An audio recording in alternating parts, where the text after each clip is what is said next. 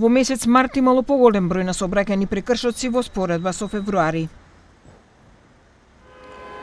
Numri i kundërvajtjeve të regjistruara është rritur në mars janë evidentuar 26.221, krahasuar me shkurt ku ishin 19.066.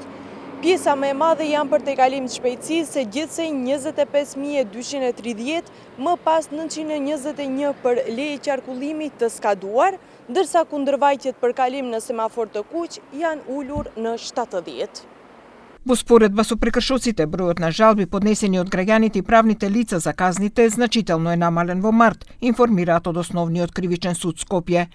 Оттаму посочуваат дека веќе се завршуваат и постапките по претходно поднесените жалби, при што во текот на март со судска одлука се решени 92 случаи.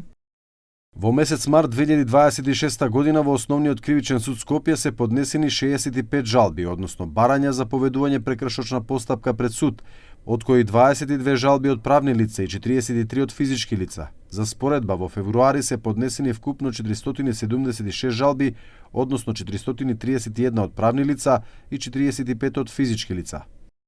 Но дали системот Safe City ја зголеми безбедноста во сообраќајот? Граѓаните со различни мислења. Многу треба големи казни, па дури тогаш ми се чини дека нешто ќе се свестиме, иначе јас еве како пешак сум многу загрозена. Најискрено ви кажувам, ја не гледам семафор, гледам колата дали е забрзана. Зборувам и на улица кај што има пешачки нема семафор, значи можеби нешто ќе направи Safe City. Safe City е добра работа, ама не е применета кај нас. Еве, гледате колка гужва има.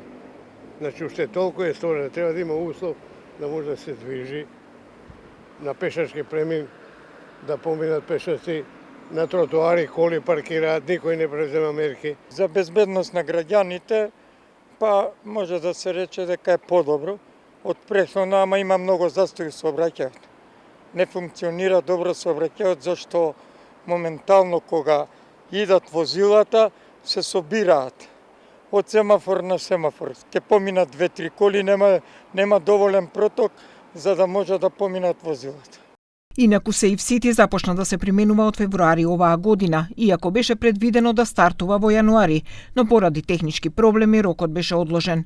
Досега камерите се поставени во Скопје на коридорите 8 и 10, како и во Тетово и Куманово.